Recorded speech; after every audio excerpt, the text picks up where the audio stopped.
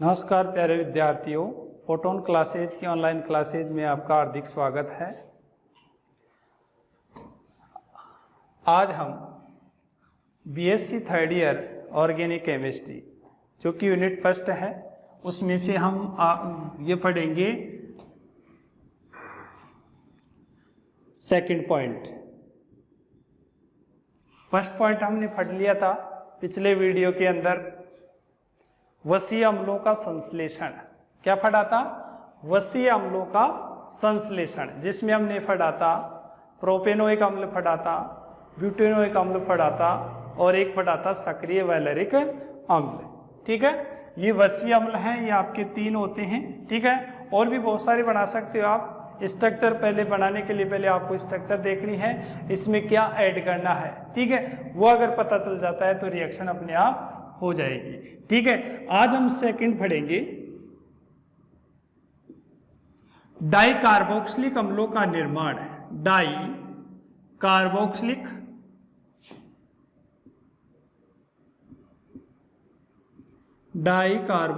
अम्लों का निर्माण, formation of dicarboxylic acids. ठीक है, इनका हम निर्माण करेंगे। ठीक है, डाइकार्बोक्सिलिक का मतलब है कि यहाँ पे जैसे CH2 आ गया, ठीक है, बीच में क्या आ गया, कुछ भी आ सकता है। इनका मान 1 भी हो सकता है, 2 भी हो सकते हैं, 3 भी हो सकते हैं, 4 भी। लेकिन जिनमें COOH समूह है, क्या हो, कार्बोक्सिलिक समूह क्या होनी चाहिए? 2 होनी चाहिए। क्या होनी चाहिए? 2। तो इस प्रकार के यौगिकों का हम क्या करेंगे? संश्लेषण करेंगे। क्या करेंगे? संश्लेषण करेंगे। CH2 COOH, ये क्या आपके डाइकार्बोक्सिलिक एसिड है। ठीक है, यहाँ पे N का मान क्या हो सकता है? क्या होगा? 1, 2, 3, 4 एक्सेट्रा, जो भी है।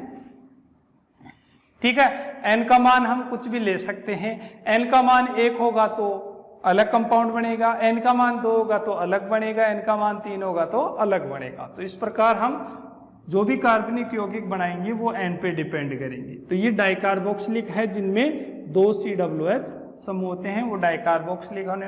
इन्हें हम क्या बोल सकते हैं? डाइबेसिक भी बोल सकते हैं। डाइबेसिक एसिड, द्विक्षारकीय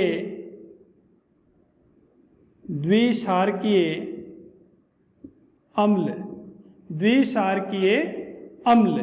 क्यों? क्योंकि यहाँ पे 2 COOH है और दोनों क्या करेंगे? ये H+ निकालता है, ये H+ निकालता है। ठीक है, ये H+ निकालता है, 2 H+ निकल रहे हैं यहाँ पे, एक H ये निकालेगा, एक H ये निकालेगा, तो द्विक्षारकीय अम्ल हो गए। क्या हो गए? जैसे ही H निकालोगे तो यहाँ पे क्या जाएगा? माइनस, यहाँ पे माइनस हो जाएगा। तो एक प्रकार से क्या है? कॉन्जुगेट बेस हो जाएगा। क्या हो जाएगा? कॉन्जुगेट बेस हो जाएगा। तो ये एक प्रकार से द्विक्षारकीय अम्ल का मतलब है जिनमें 2 प्रोटॉन देने वाले समूह होते हैं। एक तो ये दे रहा है H+ और एक ये दे रहा है, तो वो द्विक्षारकीय अम्ल हो गया। ठीक है, अब हम पढ़ेंगे इसके अंदर फर्स्ट है AAE का alpha omega die halo alkane. Alpha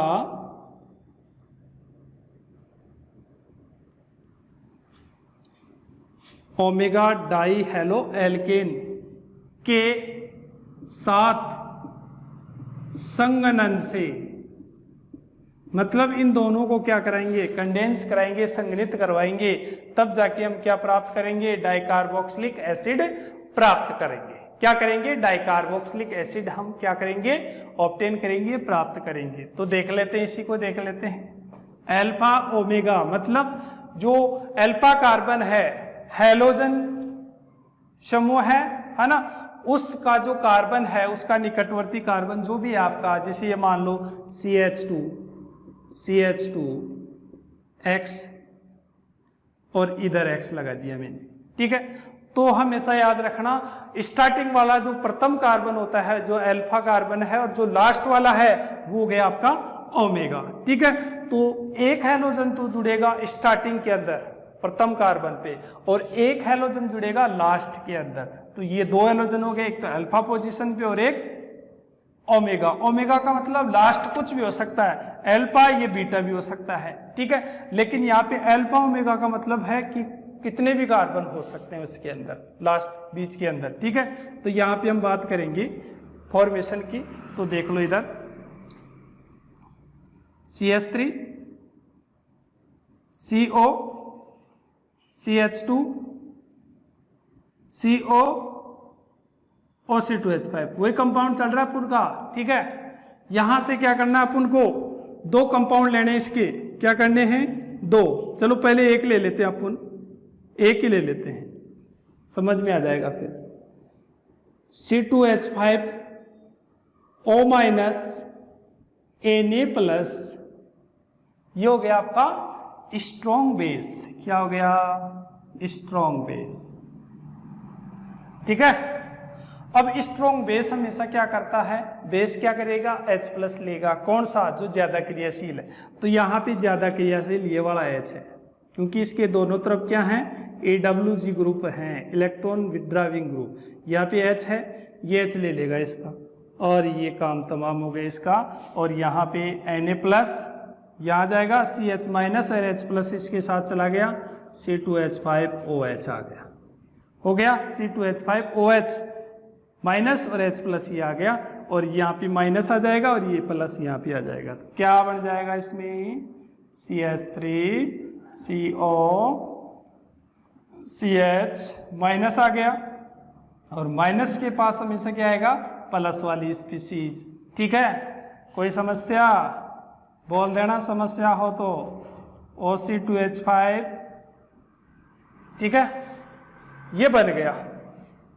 अब मैं इसके 2 मोल ले रहा हूं, 2 मोल लेऊंगा तो इसके भी 2 मोल होंगे, यहां भी 2 निकलेंगे, क्योंकि एक से एक H निकल रहा है तो 2 से 2 H निकलेंगे, और 2 ही क्या होंगे, एल्कोहल होंगे, और ये 2 बनेंगे। कितने बनेंगे, 2 बनेंगे। कितने बन गए, ये 2 बन गए, ओके।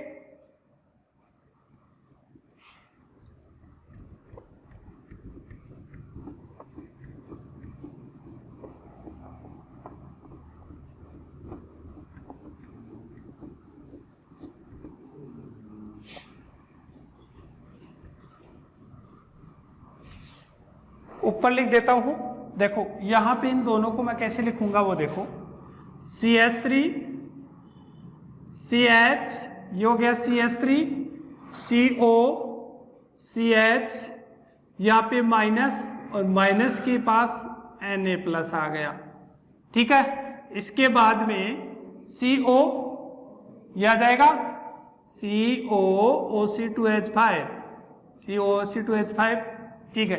2 हैं, दोनों को मैं लिख देता हूं ऐसे, एक यहां पे लिख देता हूं, CH3 CO CH minus Na+, ठीक है, COOC2H5। कोई समस्या,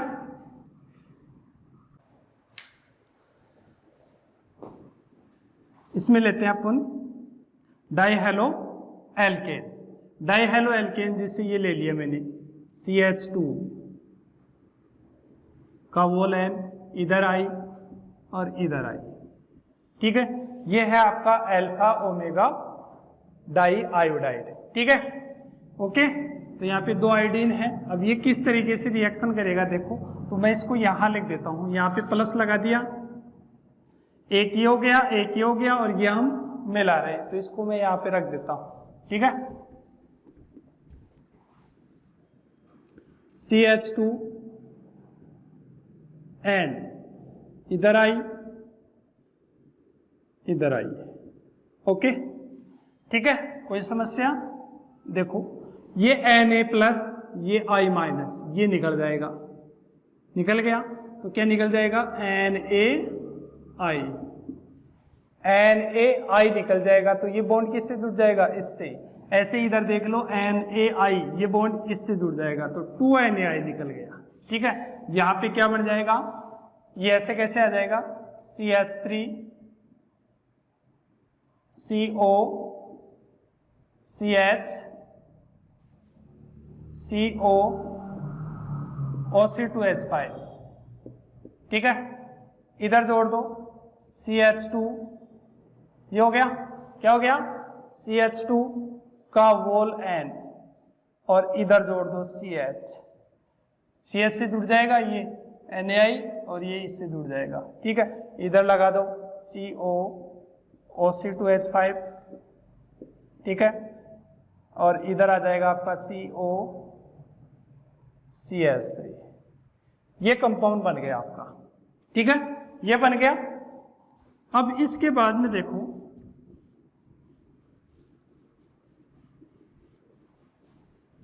आयोडीन वाला डाइहेलो एल्केन मोर रिएक्टिव होता है, क्योंकि आयोडीन का आकार ज्यादा है तो यहाँ पे बंध लंबाई ज्यादा होगी, इसलिए वो आसानी से टूट जाएगा, ठीक है, तो ये ज्यादा क्रियाशील है।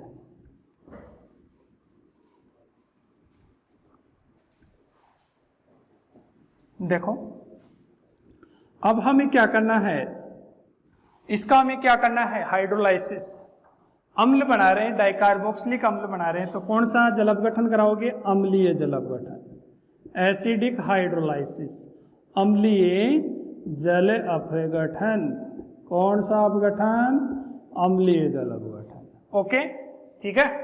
अब देखते हैं कैसे होता है अम्लीय जल अपघटन, कौन सा होता है, एल्कोहलिक KOH की उपस्थिति में हाइड्रोलाइसिस होगा, कीटोन का भी होगा और एस्टर का भी होगा। तो देखो एक कीटोन यहाँ, एक एस्टर यहाँ, एक कीटोन यहाँ, एक एस्टर यहाँ, तो मैं इसको यहाँ पे दिख नहीं रहा होगा, ये लो, ओके। तो इसका हाइड्रोलाइसिस पीछे मैंने बताया था, वो कॉन्सेप्ट लागू होगा यहाँ पे, HOH टूट गया, एक कीटोन और एक एस्टर, तो दो अणु, ऐसे ही एक कीटोन और एक एस्टर, कितने हो गए, दो यहाँ पे और दो यहाँ पे, चार होंगे यहाँ पे, है ना, HOH, ये टूट गया, अच्छी तरीके से देख लेना, ठीक है, HOH ये टूट गया, HOH ये टूट गया ना। अब देखते हैं इसको, अच्छी तरीके से देख लेना कि यहाँ पे CH3COOH ये निकल गया, CH3COOH, एक तो ये निकल गया, ठीक है, ये फिनिश हो गया, C2H5OH एक ये निकल गया, C2H5OH, तो ये तो हो गया ऊपर वाला, और ये वाला है इधर वाला। अब नीचे देखते हैं CH3COOH, CH3COOH, तो दो हो गए, एक यहाँ से निकला और एक यहाँ से निकला, ऐसे ही C2H5OH यहाँ से निकल गया, C2H5OH यहाँ से निकल गया, तो दो ये हो गई, बच गया क्या, देखो CH2N, CH2N ये लिख दिया मैंने, इसको ऐसे कर देते हैं, CH2N, इधर क्या जुड़ा हुआ है, CH, ये बॉन्ड टूट रहा है इधर से, तो ये H कहाँ जुड़ जाएगा, इसके पास, तो ये आ जाएगा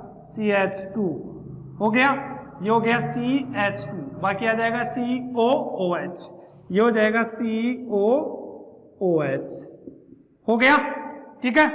इसके बाद में देखो ये आ गया, ऐसे इधर देख लो नीचे की तरफ CH और ये एक, ये हो गया आपका CH2, CH और H, CH2, आगे क्या आ जाएगा, CH2 हो गया, COOH, ये हो गया COOH, क्या हो गया आपका ये कंपाउंड, डाइकार्बोक्सिलिक अम्ल। मैं इसको ऐसे भी लिख सकता हूं, CH2 और ये CH2, ये हो गया, वो भी डाइकार्बोक्सिलिक अम्ल था पहले वाला, ठीक है, कौन सा था, वो डाइकार्बोक्सिलिक। मैं इसको ऐसे भी लिख सकता हूं, CH2N+2, CH2N+2, मतलब ये CH2N है, दो ये जोड़ दो, तो क्या हो जाएगा, COOH, ये भी डाइकार्बोक्सिलिक अम्ल है, ये भी डाइकार्बोक्सिलिक अम्ल है। अगर मैं ऐसे भी लिखूं ना, ऐसे भी आ जाए ना, तो ये भी डाइकार्बोक्सिलिक अम्ल है, ये भी डाइकार्बोक्सिलिक अम्ल है, ठीक है। यहाँ पे N और यहाँ पे N+2, ठीक है, यहाँ पे दो CH2 एक्स्ट्रा आ रहे हैं, ठीक है, तो कोई दिक्कत वाली बात नहीं है, ओके। तो ये डाइकार्बोक्सिलिक अम्ल हो गया, ठीक है। इसको ऐसे भी लिख दो या ऐसे भी लिख दो, तो इसका नाम हो गया डाई कार्बोक्सिलिक अम्ल, कार्बोक्सिलिक अम्ल।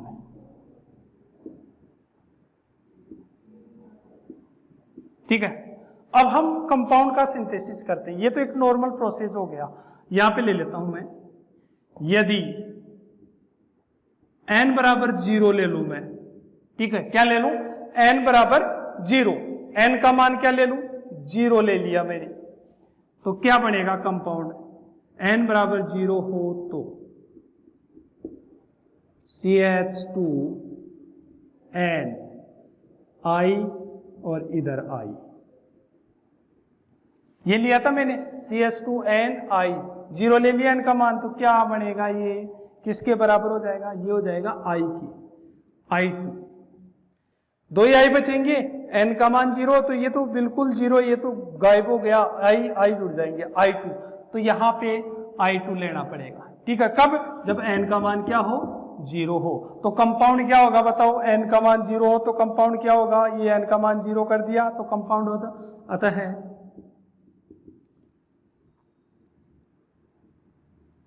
CH2 COOH, CH2 COOH, केवल यही बचेगा, एक तो ये बचेगा, ये बीच का ये हट गया, तो यहाँ पे डायरेक्ट इसको जोड़ दो, ये हो गया। ठीक है, तो इस कंपाउंड का संश्लेषण करना है कब, जब हम n का मान क्या ले, 0 ले, यानी कि इसके स्थान पे क्या लेना अपन को, क्या लेना है इसके स्थान पे, क्या लेना है इसके स्थान पे, I2 लेना है, क्योंकि n का मान 0 हो गया तो बचा क्या, I2 तो बचा। ठीक है ना, तो यहाँ पे इसका नाम क्या हो गया, सक्सिनिक अम्ल, सक्सिनिक अम्ल। तो आपको पूछ ले कि एथिल एस्टोएस्टेट से सक्सिनिक अम्ल कैसे बनाओगे, तो क्या करना पड़ेगा, देखो पहला कंपाउंड है सक्सिनिक अम्ल, इसका निर्माण हो गया, अतः कंपाउंड, अतः है यौगिक सक्सिनिक अम्ल होगा, क्या होगा, सक्सिनिक अम्ल। अब देखो ये कैसे बना, देखो अभी देख लेना कैसे बनेगा। मैंने यहां से इसको हटा दिया, n का मान 0 हो गया, 0 हो गया तो ये 0 हो गया, तो ये कैसे जुड़ेगा आपस में, ये इस तरीके से जुड़ेंगे, ये NaI हो गया, ये NaI हो गया, तो 2NaI हो गया, ये इसके साथ चला गया, ये इसके साथ चला गया, तो ये आपस में जुड़ जाएंगे, क्या जुड़ जाएंगे, ये आपस में जुड़ेंगे। अब यहाँ पे नेगेटिव, यहाँ पे नेगेटिव, दोनों आपस में जुड़ेंगे नहीं, कैसे, यहाँ पे एक निकलेगा क्या, नेगेटिव, एक निकलेगा पॉजिटिव, ठीक है, पॉजिटिव निकल गया, ठीक है, और ये नेगेटिव निकल गया, तो ये तो NaI हो गया। अब ये पॉजिटिव और ये भी पॉजिटिव है, तो क्या करेगा, ये इसके इलेक्ट्रॉनों को अपनी ओर ले लेगा, क्या करेगा, Na+, इसका एक इलेक्ट्रॉन ले लेगा, तो क्या हो जाएगा, Na, ठीक है, इसके पास एक और 2 इलेक्ट्रॉन है, माइनस का मतलब 2 इलेक्ट्रॉन, तो Na बच गया, एक और इलेक्ट्रॉन लेगा, 2 ले लिए तो एक तो प्लस से कैंसिल हो गया, एक और आ गया तो यहाँ पे माइनस आ गया। ठीक है, तो ये कंप्लीट हो गया आपका Na-, ये हो गया प्लस आ गया, फिर Na जुड़ जाएगा। ठीक है,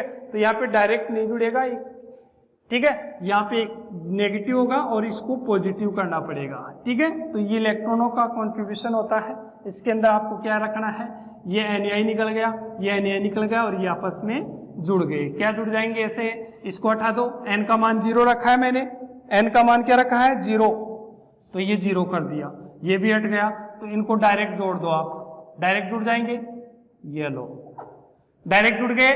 ठीक है, अब इसका अम्लीय जल अपघटन करोगे, वही प्रोसेस होगा, बट क्या होगा यहाँ पे, ये n का मान 0, तो ये भी हट जाएगा, ये लो, तो ये कंपाउंड बन गया, बना रहा, ये कंपाउंड बन गया। तो इस तरीके से आपको वही प्रोसेस करनी है, बट कंडीशन क्या है यहाँ पे, इसके स्थान पे आपको क्या लेना है, I2, कब, जब n का मान क्या हो, 0 हो, क्या हो, n का मान 0 हो। ठीक है, तो एक तो ये बन गया आपका सक्सिनिक अम्ल, इस तरीके से बनेगा सक्सिनिक अम्ल। ठीक है,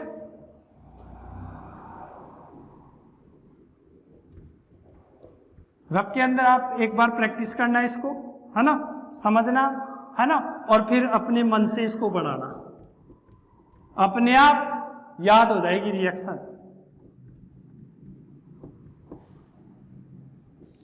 एक में लिखो और एक में आप निकालते जाओ अपने नॉलेज के अकॉर्डिंग। ठीक है, तो अपने आप रिएक्शन याद हो जाएगी। ऐसे रिएक्शन याद नहीं होती है, देख लिया रख दिया, 2-4 दिन बाद में देखेंगे फिर। तो आप रेगुलर रखो इसको।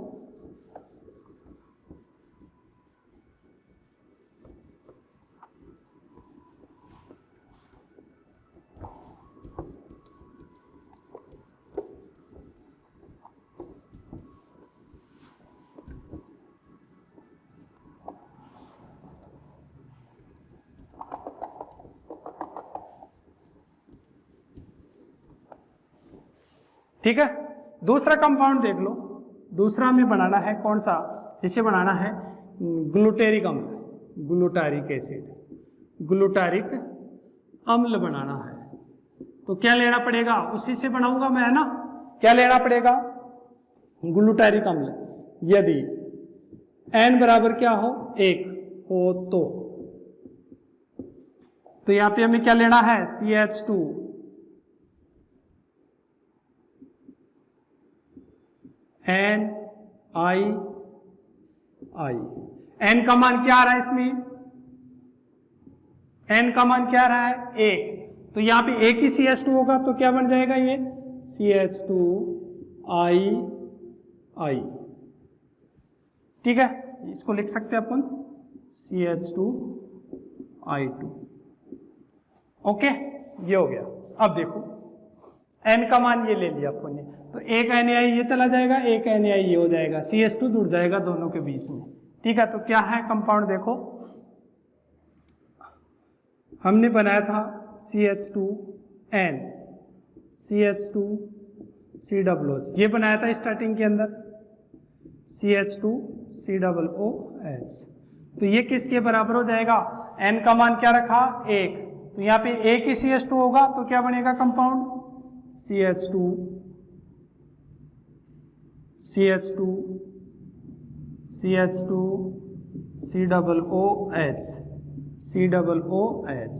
एक ही CH2 आ रहा है क्योंकि n का मान क्या है, एक ही है, तो एक ही CH2 आ गया। तो ये कौन सा हो गया आपका, ग्लूटारिक अम्ल, ग्लूटारिक अम्ल।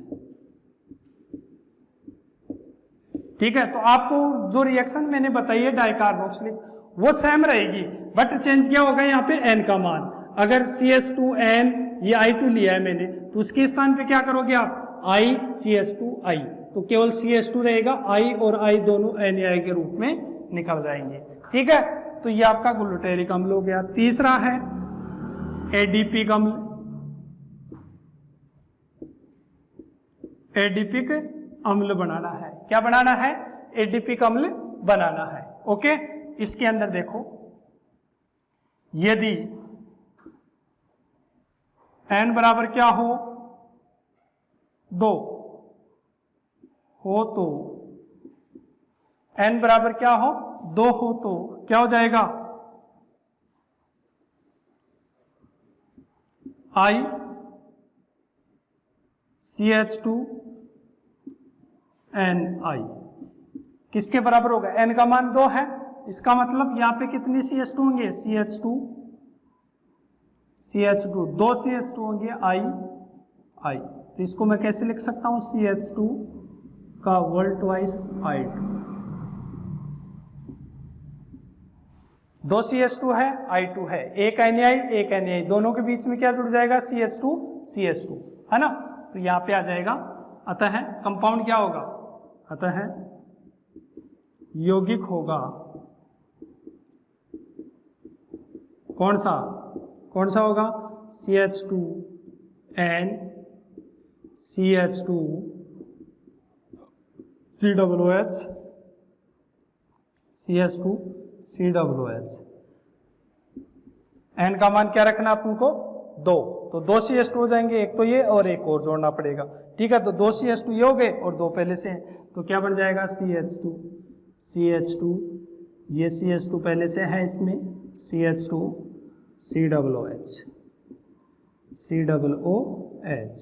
तो ये हो गया आपका एडिपिक अम्ल।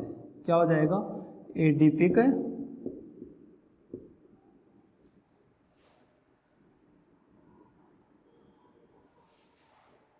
ओके। तो ये आपके 3 कंपाउंड हैं, एक तो सक्सिनिक, एक ग्लूटेरिक और एक एडिपिक अम्ल। ठीक है। एन का मान अगर 0 लेओगे तो सक्सिनिक अम्ल आएगा, एन का मान 1 लेओगे तो ग्लूटेरिक आएगा, एन का मान 2 लेओगे तो क्या आएगा, एडिपिक अम्ल आएगा। ठीक है, तो ये आपके तीनों कंपाउंड हो गए डाइकार्बोक्सिलिक अम्ल। इसके अंदर हमने डाइकार्बोक्सिलिक अम्लों में हमने पहले फर्स्ट पॉइंट पढ़ा है डाइहैलोएल्केन से। अब इसमें हम